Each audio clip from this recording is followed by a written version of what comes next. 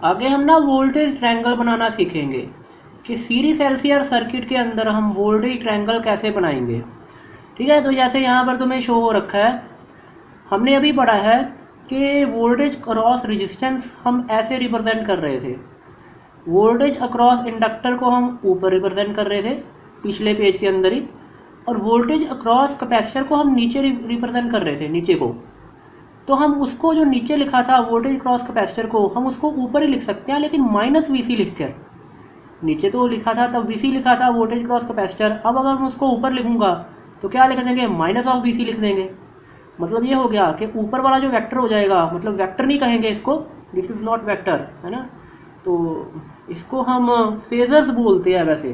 ठीक है, तो ये वो क्वांटिटीज होती हैं जो साइनोसॉइडल वेरिंग क्वांटिटीज को रिप्रेजेंट करती है, उसको हम फेजर बोलते हैं। ओके, तो हम ये जो दिखा रहे हैं ऊपर को, ये मतलब ठीक है, इसको फेजर को, इसको हम कितना लिख देंगे फिर, वी एल माइनस वी सी लिख देंगे। ठीक है, क्योंकि नीचे वाला जो था वो वी सी था, उसको अगर मैंने ऊपर दिखाना है तो माइनस ऑफ वी सी लिखेंगे तो फिर वी एल माइनस वी सी बन गया, मतलब टोटल ऊपर वाला।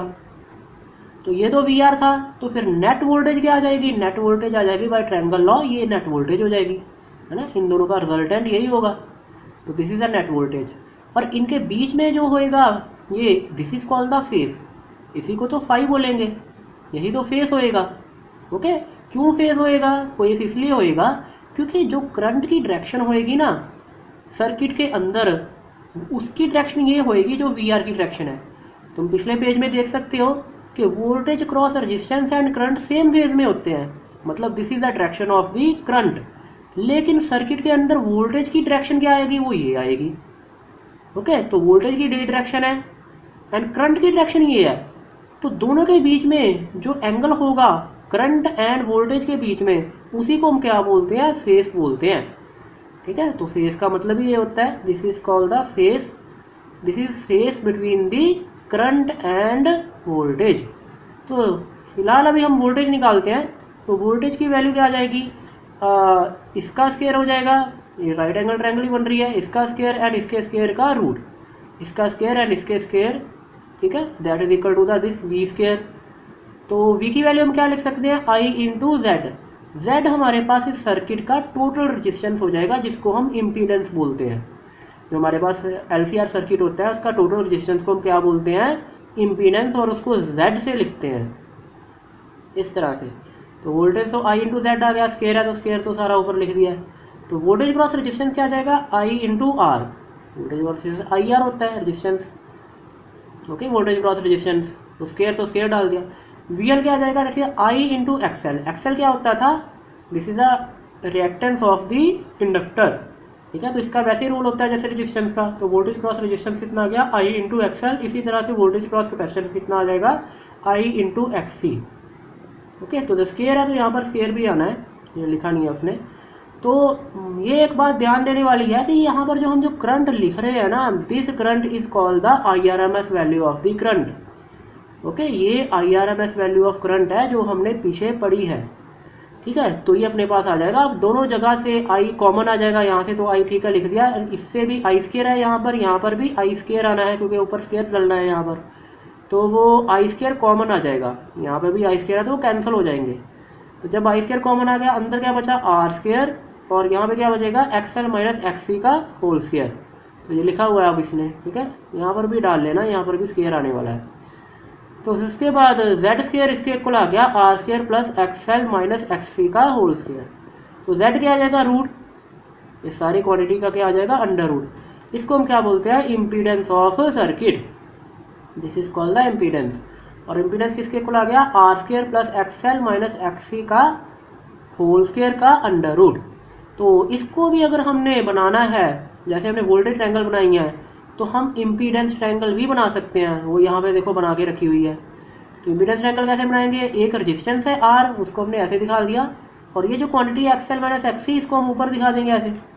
करना क्या है, ये वोल्टेज क्रॉस रेजिस्टेंस क्या आ जाएगा, I इंटू आर, VL कितना आ जाएगा, I इंटू एक्सएल, और VC कितना आ जाएगा, I इंटू एक्ससी, और V कितना है, that is I into Z. तो I तो सब में आ रहा है, तो I तो कैंसिल आउट हो जाएगा, तो जो बाकी क्वांटिटी बचेगी वो यही बचनी है, आर एक्सएल माइनस एक्सवी और यहाँ पर जेड। तो मतलब यहीं से सिमिलरली वोल्टेज ट्रायंगल से इम्पीडेंस ट्रायंगल ऐसे बन जाएगी अपने पास। तो इस वजह से इसका रिजल्ट भी वैसा ही आ रहा है जैसे, ठीक है, वोल्टेज ट्रायंगल से जैसे वोल्टेज का रिजल्ट आना था।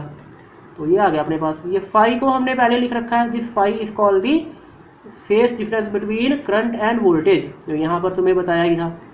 तो इसको कॉस फाई को हम एक नाम देते हैं, that is called the power factor. इस कॉस फाई का एक नाम रखा हुआ है, तो आगे समझ आ जाएगा क्यों बोलते हैं इसको पावर फैक्टर। तो इसकी वैल्यू क्या आ जाएगी कॉस फाई की, तो कॉस फाई यहाँ से निकालना है तो क्या आ जाएगा, बेस कितना है आर एंड हाइपोटेन्यूज कितना है जेड, तो आर बाय जेड। तो कॉस फाई कितना आ गया, आर बाय जेड। यहाँ से भी निकाल सकते हो, that is V R divided by V. तो ये भी कह सकते हैं हम कि कॉस फाई कितना आ जाएगा, voltage cross resistance divided by voltage across the total circuit. ठीक है, तो हमने बेसिकली इम्पीडेंस ट्रायंगल से निकाल लिया आर बाय जेड। और tan फाई कितना आ जाएगा, tan फाई आ जाएगा this perpendicular XL minus XC divided by base कितना है आर, तो परपेंडिकुलर बाय बेस आ गया। फाई अपने पास फेस डिफरेंस है बिटवीन करंट एंड वोल्टेज, पहले भी बता चुके हैं। ठीक है, तो ये आ जाएगा। आगे अब हमने पावर पढ़ना है कि पावर इन एलसीआर सर्किट, इसका क्या मतलब है। ओके, तो एक सीरीज एलसीआर सर्किट बनाते हैं। यहाँ पर देखो रेजिस्टेंस कैपेसिटर इंडक्टर लग रखा है सीरीज में, उसको हमने एक वोल्टेज सोर्स के साथ कनेक्ट किया है एसी वोल्टेज के साथ। तो पावर किसके इक्वल होती है, V naught that is equal to V into I. तो वी की वैल्यू कितनी है, यहाँ पर लिख रखी है V naught sine omega T, तो V naught sine omega T लिख दी। अब करंट कितना है सर्किट में, तो उसको हम लिखेंगे I naught sine omega T plus phi. देखो फाई हमने इसलिए लिखा प्लस फाई क्योंकि हम जानते हैं कि करंट एंड वोल्टेज के बीच में क्या आएगा, कुछ फेस आएगा। ओके, क्योंकि सर्किट के अंदर तीनों लग रखे हैं ना, तो जब तीनों लग रखे हों तो देखो यहाँ पर भी दिखा रखा है, उस समय क्या होता है कि करंट की डायरेक्शन तो यही होती है जो वोल्टेज क्रॉस रेजिस्टेंस की होती है, लेकिन वोल्टेज की ये डायरेक्शन है, तो मतलब वोल्टेज एंड करंट में कुछ फेस होता है फाई। तो उसको दिखाने के लिए करंट एंड वोल्टेज के बीच में जो फेस डिफरेंस है, उसके लिए हमने वोल्टेज को अगर V naught sine omega T लिखा है, तो करंट को जरूर फिर क्या लिखना पड़ेगा, I naught sine omega T plus phi लिखना पड़ेगा। तो जो फाई अपने पास क्या है, this is the phase difference between voltage and current. Okay, तो यहाँ पे लिख भी दिया उसने। आगे हमें क्या करना है, पावर को क्या लिखना है, D W by D T. बाकी क्वांटिटी सारी की ऐसे लिख दी, V naught sine omega T, okay, I naught sine omega T plus five. तो वी नॉट आई नॉट को बाहर आगे करके लिख दिया है दोनों को, और डी टी को हम इधर ले जाएंगे, इधर जाके अब इंटीग्रेशन करना है। तो इंटीग्रेशन कर देंगे, डी डब्ल्यू का इंटीग्रेशन डब्ल्यू, इसका सारे का इंटीग्रेशन करेंगे। आई नॉट वी नॉट बाहर आ गया पूरे टाइम के लिए 0 टू टी, तो अंदर तो ये है sign omega T and sign omega T plus five. इसको कैसे इंटीग्रेशन करते हैं, तुमने मैथ में पढ़ा है, प्लस 2 में पढ़ लिया है तुमने। इसको कैसे इंटीग्रेशन करना है, 2 से मल्टीप्लाई करके 2 से डिवाइड करो पहले, तो फिर ये फॉर्मूला बनेगा 2 साइन ए साइन बी का। तो वो क्या होता है, that is equal to the cos of, it is A minus B minus cos of A plus B. तो देखो उसने यही रिजल्ट लगा दिया यहाँ पर, it is the cos of A minus B. ए अपने पास क्या है, ओमेगा टी, और बी क्या है, ओमेगा टी प्लस फाइव। तो ये अपने पास आ गया, और इधर भी है ना इसी तरह से cos of omega T A plus B मतलब, ठीक है। तो ये आ जाएगा अपने पास। इसके बाद आगे जैसे हम देखेंगे यहाँ पर, तो जो हमारे पास निकल के आना है वो कैंसिल आउट होके ओमेगा टी कैंसिल हो जाएंगे, माइनस फाइव बचेगा। एंड यहाँ पर कितना बचने वाला है, cos 2 omega T plus five. फिर कॉस माइनस फाइव तो कॉस फाइव होता है, तो ये डी टी को हम क्या करेंगे, पूरे पे इंटीग्रेशन था ना ब्रैकेट में, तो दोनों को इंटीग्रेशन लिख देंगे। इस पे अलग इंटीग्रेशन लिखेंगे और इस पे अलग लिख देंगे, तो दोनों पे इंटीग्रेशन लिख दिया, ठीक है। जैसे पीछे भी किया था हमने जब हम IRMS वैल्यू निकाल रहे थे करंट की, तो यहाँ पर आ जाएगा। अब कॉस फाइव फिर से कांस्टेंट है, बाहर आ गया, अंदर डी टी का इंटीग्रेशन रह जाएगा, वो टी होने वाला है लिमिट 0 टू टी। और उसके बाद cos 2 omega T plus five, इसका इंटीग्रेशन क्या आ जाएगा, sine 2 omega T plus five, और टी का जो कोएफिशिएंट है उससे डिवाइड, लिमिट वही 0 टू टी। फिर क्या आ जाएगा अपने पास, अपर लिमिट लोअर लिमिट डाल के ये, और 2 ओमेगा तो बाहर है आ जाएगा, है ना, माइनस तो पहले ही था 1/2 ओमेगा, और फिर अपर लिमिट डलेगी, फिर माइनस लोअर लिमिट, तो वो डालने के बाद ये आ जाएगा अपने पास। ओके, पहले अपर लिमिट डली, यहाँ पर टी आ गया, फिर लोअर लिमिट डल के यहाँ पर क्या आ जाएगा 0, तो वो क्वांटिटी सिर्फ साइन फाइव रह जाएगी। ओके, ये यहाँ पे लिख रखी है उसने, देखो पहले अपर लिमिट डाली है तो ये आ गया यहाँ पर, फिर माइनस लोअर लिमिट, यहाँ पर वो लिखना भूल गया है, यहाँ पर वो माइनस साइन फाई लिखना भूल गया है, ठीक है। तो ये अब हमने ऐड कर लेना यहाँ पर, तो यहाँ जैसे अगले स्टेप में लिख ही दिया है उसने। तो फिर टी को हम क्या डालेंगे, बाकी सारा का सारा सेम लिख देना है, ठीक है। टी की जगह पर क्या आ जाएगा 2 पाई बाय ओमेगा, फिर ओमेगा से ओमेगा कैंसिल, तो साइन 4 पाई आ गया यहाँ पर, है ना, प्लस फाई भी आ जाएगा साथ में, तो sine 4 pi plus phi minus sine phi ऐसे का ऐसे चल रहा है। फिर अपने पास क्या आ जाएगा, बाकी सारी की सारी टर्म वैसे की वैसे, ये देखो वैसे की वैसे चलती आ रही है ना, यहाँ तक -2 ओमेगा टी तक। And sine 4 pi plus phi क्या होने वाला है, that is equal to sine phi, ठीक है। जैसे sign 2n pi plus phi क्या होता है, दैट इज साइन फाई हो जाता है, मतलब sine 2n pi plus theta sine theta ही होता है। तो इसलिए वजह से ये साइन फाई ही आ गया। यहाँ पर भी माइनस साइन फाई है तो कट गए दोनों, तो ये तो जीरो हो गया। इसको इसके साथ मल्टीप्लाई करेंगे तो ये भी जीरो हो जाएगा। मतलब यहाँ पर क्या बचने वाला है, बस ये टी कॉस फाई बचने वाला है। ये जो कर्ल ब्रैकेट है इसके अंदर, है ना, सिर्फ कितना बचने वाला है, टी कॉस फाई। ये पूरी क्वांटिटी जीरो हो गई है।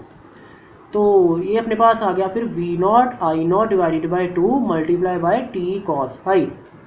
फिर वर्क डन है, ये तो वर्क की वैल्यू आई है, तो वर्क से पावर कैसे आएगा, वर्क बाय टाइम, तो टी से दोनों साइड डिवाइड कर दो, तो कितना आ गया V naught I naught cos phi divided by 2। तो ये जो अपने पास V naught I naught by 2 है, तो 2 को हम √2 लिख देते हैं। वो इस वजह से क्योंकि वी नॉट बाई √2 को हम क्या लिख सकते हैं, V R M S, and I naught by √2 को आई आर एम एस। तो इस वजह से हमने √2 को √2 लिख दिया। तो पावर का ये फॉर्मूला आ गया, मतलब पावर का रिजल्ट क्या आ जाएगा, एसी सर्किट में it is equal to the V R M S multiply by I R M S into cos of angle phi, ठीक है। तो ये आ जाएगा। जैसे पावर का रिजल्ट डीसी सर्किट में तो कितना आता है, अगर करंट डीसी हो तो फिर तो V इंटू आई आता है ना, V is a DC voltage, I is also DC voltage. लेकिन एसी सर्किट के अंदर पावर का जो रिजल्ट आएगा that is equal to V R M S multiply by I R M S. ये I R M S values है, सारी are M S values है ये, मल्टीप्लाई बाई कॉस फाई। तो ये कॉस फाई जो फैक्टर है ना, ये पावर के फॉर्मूले में आता है, इसलिए इसको पावर फैक्टर बोलते हैं। ये हमने यहाँ पर लिखा था ना कि ये जो अपने पास कॉस फाई है this is the power factor, इसको इसलिए पावर फैक्टर बोलते हैं क्योंकि ये इस रिजल्ट में आ रहा है, शो हो रहा है। मतलब ये जो पावर है सर्किट के अंदर, उसका जो लॉस होएगा वो इस बात पे डिपेंड करेगा कि कॉस फाई कितना है, ओके। तो that's why this is called the power factor. तो ये रिजल्ट बड़ा इंपॉर्टेंट था जो अभी हमने देखा है, ठीक है। कैसे पावर निकालते हैं एसी सर्किट के केस में, ये 5 नंबर में क्वेश्चन आ जाता होता है बोर्ड में। तो वेरी इंपॉर्टेंट, तुम्हें सारे स्टेप्स देख लेने हैं, बहुत इजी है, थोड़ा सा मैथमेटिक्स का ही काम है, बाकी तो वैसे इजी है, जो इसका कॉन्सेप्ट है उसमें तो कुछ खास नहीं है।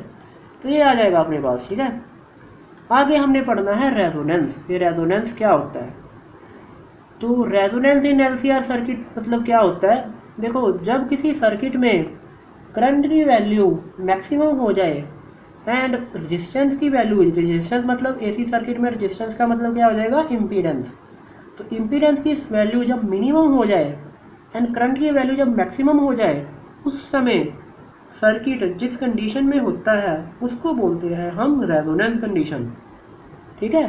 क्योंकि हम जानते हैं देखो कि जो इम्पीडेंस होता है सर्किट का वो क्या होता है, वो इतना होता है, हमने पीछे इसको लिखा है R² plus XL minus XC का होल स्क्वायर का अंडर रूट। तो Z देखो मिनिमम कब होगा, मिनिमम तो तब होएगा जब XL XC के इक्वल होगा। हमने इसको डिस्कस किया था ना कि XL एंड XC दोनों चेंज कर सकते हैं, दीज आर द रिएक्टेंस। तो ये दोनों चेंज हो सकती है, मतलब ये हो गया क्योंकि ये दोनों क्या किस पे डिपेंड करती है, फ्रिक्वेंसी पर। तो अगर फ्रिक्वेंसी चेंज होएगी तो ये चेंज हो जाएंगे।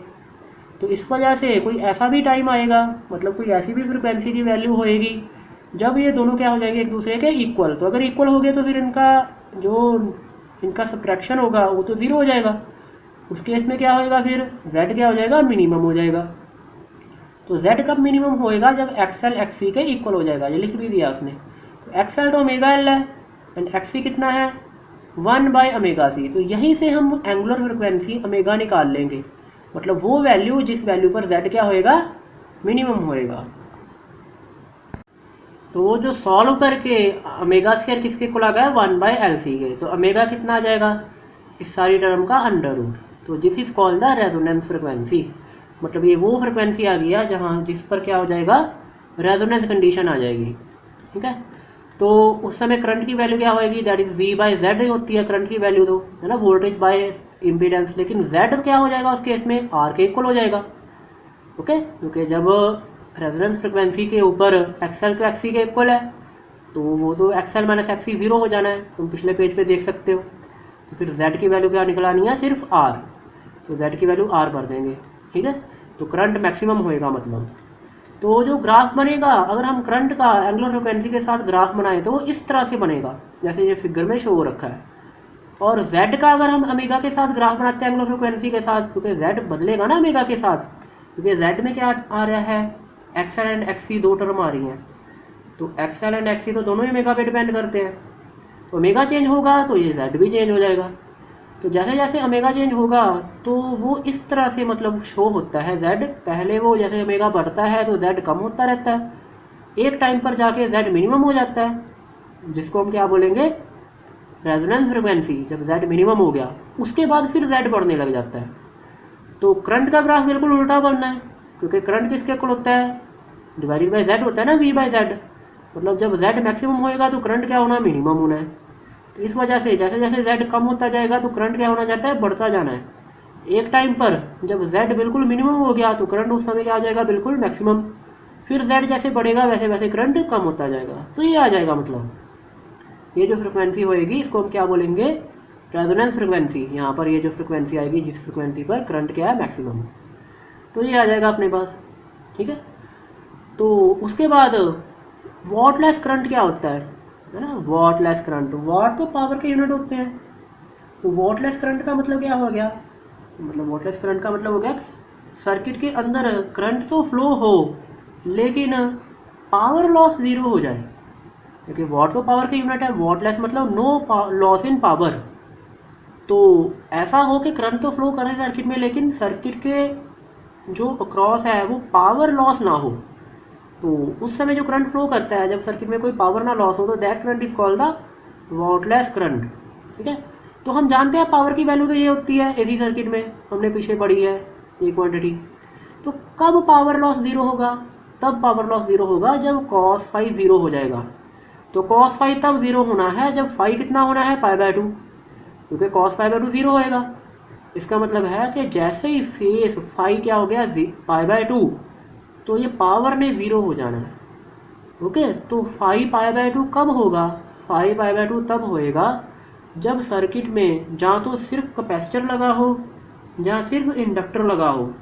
क्योंकि जब सर्किट में सिर्फ कैपेसिटर जहाँ इंडक्टर लगा होता है ना, उसके केस के अंदर जो करंट एंड वोल्टेज होते हैं वो दोनों एक दूसरे से पाई बाय 2 से जहाँ तो लीड करते हैं जहाँ फिर क्या करते हैं, लैग।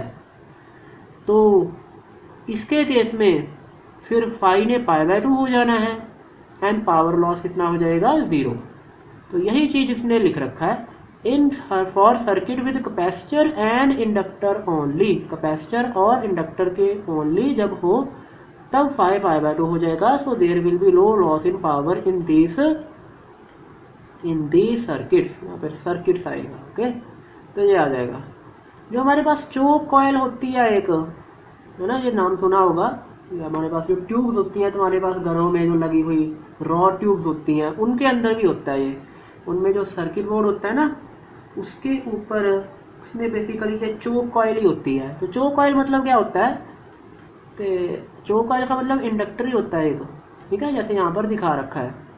तो देखो मान लो कि ये हमारे पास कुछ अप्लायंस लगा हुआ है, जैसे ये कुछ बल्ब लगा हुआ है। हम क्या करना चाहते हैं, हम सर्किट में करंट की वैल्यू को कम करना चाहते हैं। तो अब हम करंट की वैल्यू को कैसे कम कर सकते हैं, सर्किट का रेजिस्टेंस बढ़ाकर। देखो अगर हम सर्किट का रेजिस्टेंस बढ़ाएंगे, रेजिस्टेंस लगाकर सर्किट का रेजिस्टेंस बढ़ाएंगे, तो फिर क्या होएगा, कुछ ना कुछ पावर लॉस भी होएगा, क्योंकि रेजिस्टेंस के क्रॉस पावर ने तो लॉस होना है। लेकिन हम क्या करेंगे, यहाँ पर चोक कॉयल का कॉन्सेप्ट को यूज कर लेंगे। हम क्या करेंगे, हम सर्किट में रेजिस्टेंस मतलब लगाने के लिए हम एक इंडक्टर का यूज कर लेंगे। अगर हमने सर्किट में करंट की वैल्यू को कम करना है तो उसके केस में रेजिस्टेंस सर्किट का बढ़ाने के लिए क्या करेंगे, रेजिस्टेंस लगाने की बजाय एक इंडक्टर का यूज कर लेंगे। उससे क्या होएगा, इंडक्टर से जब करंट फ्लो करेगा तो हमने अभी पढ़ा है in case of the circuit with inductor only, या कैपेसिटर हो या इंडक्टर हो, तो 5π/2 होता है, मतलब पावर लॉस नहीं होता। मतलब ये होगा कि अब सर्किट से, मतलब ये जो इंडक्टर है इससे पावर का कोई लॉस होना नहीं है और सर्किट का रेजिस्टेंस भी बढ़ जाना है। ठीक है, तो इस वजह से हम इंडक्टर को यूज़ कर लेंगे। तो मान लो कि ये सर्किट था जिसका रेजिस्टेंस पहले आर था, इस सर्किट का रेजिस्टेंस आर था, ये इसका थोड़ा सा रेजिस्टेंस शो हो रखा है यहाँ पर आर है। अब हमने एक इंडक्टर लगा दिया जिसका इंडक्टेंस क्या है एल। ओके, तो आगे इसने कर नहीं रखा हुआ वैसे। ठीक है, तो मतलब ये इतना ही मतलब होता है। मैं आगे कैलकुलेशन करने की बात कर रहा था लेकिन उसकी ज़रूरत नहीं है, इसलिए इनको करवाया भी नहीं था, बोर्ड के अंदर नहीं पूछते। बस इसका कॉन्सेप्ट तुम्हें थोड़ा सा समझना है कि जैसे ही सर्किट के अंदर हम इंडक्टर लगा देंगे तो हमें पता है कि उसके केस में पावर लॉस 0 होएगा। इस वजह से हमारे पास सर्किट का रेजिस्टेंस तो बढ़ जाएगा लेकिन सर्किट से कोई पावर लॉस नहीं होना। इस वजह से हमारे पास करंट सर्किट में कम भी हो जाएगा और सर्किट से कुछ पावर का लॉस भी नहीं होएगा। ओके, हमारी एनर्जी भी बची रहेगी और हम जो चाहते थे कि सर्किट में वैल्यू करंट की कम हो जाए वो भी हो जाएगा। तो इसलिए जो चोक कॉइल है इसका हम यूज़ करते हैं। तो ये आ जाएगा अपने पास में। आगे अपने पास जो है that is called the transformer. ठीक है, ये लास्ट कॉन्सेप्ट है ट्रांसफार्मर इस चैप्टर का। ट्रांसफार्मर में मैं बताता हूँ, है ना। वैसे तो ये बड़ा ही इंटरेस्टिंग एंड इम्पॉर्टेंट है, इसके अंदर और भी बहुत सी चीज़ें होती हैं जिसको समझना होता है, लेकिन बोर्ड पॉइंट ऑफ व्यू से इतना ज़रूरी नहीं है, वो चीज़ें इतनी कोई पूछता ही नहीं है वो। ठीक है, तो इसलिए तुम्हें सीधा सा कुछ पता होना चाहिए और सीधा सा ही लिख देना होता है। तो इंडक्टर में ट्रांसफार्मर क्या आता है, इस तरह से कॉइल्स होती हैं दो, एक को हम बोलते हैं प्राइमरी कॉइल्स और दूसरी को हम क्या बोलते हैं सेकेंडरी कॉइल्स। ठीक है, प्राइमरी कॉइल्स इसलिए कहते हैं क्योंकि इसके साथ हमने वोल्टेज सोर्स को लगा रखा होता है और दूसरी साइड जहाँ पर हमने आउटपुट लेनी होती है उसको हम सेकेंडरी कॉइल बोल देते हैं। तो होता क्या है कि जैसे ही एसी सोर्स से कुछ करंट फ्लो करता है तो वो तो करंट टाइम के साथ चेंज होएगा, तो करंट अगर टाइम के साथ चेंज होगा तो मैग्नेटिक फील्ड भी चेंज होएगी। वो चेंज होएगी तो फिर वो मैग्नेटिक फील्ड जो चेंज हुई है वो यहाँ से भी पास करेगी, क्योंकि ये वाली कॉइल इस कॉइल के पास ही तो है, मतलब म्यूचुअल इंडक्टेंस हो जाएगा इसके केस में। ओके, ये जो हम तुमने यहाँ पर शो हो रखा है ना, यहाँ पर इस तरह से ये जो लाइन शो कर रखी है, इसका मतलब यही है कि जो सारी की सारी मैग्नेटिक फील्ड यहाँ से है ना, उसको हम चाहते हैं कि वो यहाँ से पास कर जाए। इस वजह से हमने इस तरह से इसको एक पूरे ही फॉर्म में इसको बनाते हैं ट्रांसफार्मर को। तो यहाँ पर अब क्या होगा, मैग्नेटिक फील्ड लाइन जब यहाँ से पास करेंगी और जब वो टाइम के साथ चेंज होएगी तो इसके अंदर क्या प्रोड्यूस हो जाएगा, फिर ईएमएफ प्रोड्यूस हो जाएगा। ओके, तो यही काम होता है ट्रांसफार्मर का बेसिकली, कि ट्रांसफार्मर क्या करता है, जहाँ तो वोल्टेज को बढ़ाता है जहाँ वोल्टेज को कम करता है। मतलब ये कि अगर ये वाली नंबर ऑफ टर्न्स जो यहाँ पर है ये ज़्यादा होएगी इन टर्म से, मतलब सेकेंडरी की टर्म्स अगर ज़्यादा हुई प्राइमरी से तो वोल्टेज बढ़ जाएगी। अगर प्राइमरी की वो टर्म्स ज़्यादा है सेकेंडरी से तो वोल्टेज क्या होनी है, कम हो जानी है। ठीक है, मतलब ज़्यादा है टर्म्स तो ज़्यादा हो जाएगी, कम है टर्म्स तो वोल्टेज कम हो जाएगी। तो वही हमने यहाँ पर लिखा है किरचॉफ वोल्टेज लॉ ऊपर लगाकर यहाँ पर। ठीक है, तो बेसिकली किरचॉफ वोल्टेज लॉ तो यही लग जाएगा, जो वोल्टेज क्रॉस प्राइमरी होएगी that is equal to the d∅/dt multiply by this number of turns in primary coil. तो ये आ जाएगा voltage EMF cross primary. Secondary के क्रॉस जो ईएमएफ होएगी वो यही आ जाएगी d∅/dt multiply by the number of turns cross the secondary. तो ये आ जाएगा, दोनों को डिवाइड कर देंगे तो d∅/dt कैंसिल हो जाएगा, है ना। कैंसिल इसलिए है क्योंकि ये दोनों में सेम फ्लक्स फ्लो कर रहा है, दोनों के अंदर सेम फ्लक्स की वैल्यू होएगी क्योंकि सारी की सारी मैग्नेटिक फील्ड लाइन यहाँ से पास होगी ना। इस वजह से दोनों के केस में हमने d∅/dt लिख दिया, कोई नंबर 1 2 अलग से नहीं लिखा, मतलब ऐसे नहीं लिखा d∅1/dt डिवाइड और दूसरे के केस में d∅2/dt, नो। ठीक है, दोनों के केस में d∅/dt और वो कैंसिल हो जाएगा, मतलब EP/ES is equal to NP/NS आ गया एक माइनस साइन के साथ। ठीक है, तो यहाँ से ES हमारे पास ये निकल के आ जाएगा जो यहाँ पे लिख रखा है। ठीक है, कि it is equal to the minus of NS/NP into EP। मतलब अगर number of turns in secondary ज़्यादा है प्राइमरी से तो इसका मतलब पक्का है कि ई एस ज़्यादा हो जाएगा ए पी से, ठीक है। अगर कम है तो फिर ई एस कम हो जाएगा ए पी से। तो अब ये क्या है, नेगेटिव साइन का मतलब क्या है, नेगेटिव साइन का मतलब यही है कि जो आउटपुट वोल्टेज है वो इनपुट वोल्टेज से पाई फेज से क्या कर रही है, लीड या लैग कर रही है। इसका उस वोल्टेज का फेज कितना है, पाई है, मतलब आउट ऑफ फेज है दोनों। तो यही लिखा है, दोनों के बीच में फेज डिफरेंस कितना है, 1/80। तो ये तो बता ही दिया है कि अगर एन एस ज़्यादा है एन पी से तो ई एस ने ई पी से ज़्यादा हो जाना है, मतलब ट्रांसफार्मर क्या हो जाएगा, स्टेप अप हो जाएगा। अगर एन पी ज़्यादा है एन एस से तो फिर ई पी ज़्यादा हो जाएगा ई एस से, ओके। दूसरे केस में ट्रांसफार्मर क्या हो जाना है, स्टेप डाउन हो जाना है। क्लियर है। तो लेकिन एनर्जी कंजर्वेशन से हम ये कह सकते हैं कि अगर वोल्टेज बढ़ रही है तो करंट को कम होना चाहिए, ओके। अगर वोल्टेज कम हो रही है तो करंट को ज़्यादा होना चाहिए। मतलब ये है कि जो पावर की वैल्यू है दैट शुड रिमेन सेम, ठीक है। इसलिए ये लिखा हुआ है कि इनपुट पावर हमेशा आउटपुट पावर के इक्वल होना चाहिए due to this law of conservation of energy. तो पावर तो ये होता है कि ई पी इंटू मतलब वोल्टेज इंटू करंट, तो इनपुट पावर क्या आ जाएगा, ये हो जाएगा, आउटपुट पावर ये आ जाएगा, E S into I S. तो यहाँ से आई एस की वैल्यू ये निकल आएगी। अगर हम ये निकालें तो आई एस कितना आ जाएगा, E P divided by E S multiply by I P. लेकिन E P by E S कितना है वो हम जानते हैं, N P by N S है, पीछे ही हमने अभी लिखा है पिछले पेज में। तो यहाँ से हमारे पास फिर ये रिजल्ट आ जाएगा। मतलब मैंने पहले तुम्हें बता दिया है कि आई एस की वैल्यू ये आ जाएगी minus N P by N S into I P के। अगर वोल्टेज बढ़ रही है सेकेंडरी कॉइल में तो करंट जरूर कम हो जाएगा। अगर वोल्टेज कम हो रही है सेकेंडरी कॉइल में तो करंट जरूर बढ़ जाएगा, ठीक है, due to this law of okay conservation of energy. तो ये आ जाएगा अपने पास, ठीक है। तो यही था तुम्हारा इस पूरे चैप्टर के अंदर, एसी करंट के अंदर, ठीक है। तो इतना ही तुमने पढ़ना होता है, बोर्ड के लिए यही इम्पोर्टेंट है, ओके। तो कंपटीशन एग्जाम के लिए भी जो कॉन्सेप्ट्स है ना वो हमने काफ़ी कवर कर लिए हैं, मैक्सिमम कॉन्सेप्ट। कुछ एक दो चीज़ें थोड़ी बहुत होंगी जो डिस्कस करने वाली होंगी इस चैप्टर के अंदर कंपटीशन पॉइंट ऑफ व्यू से भी। तो इतना ही मतलब तुमने देखना होता है। हाँ, सवाल ज़रूर उसमें थोड़े अच्छे आते हैं, तो वो तो अब नहीं, क्योंकि अभी हमने बोर्ड के हिसाब से हम देख रहे हैं। तो ये आ जाएगा बेसिकली, ठीक है। तो this is all about the 4th unit.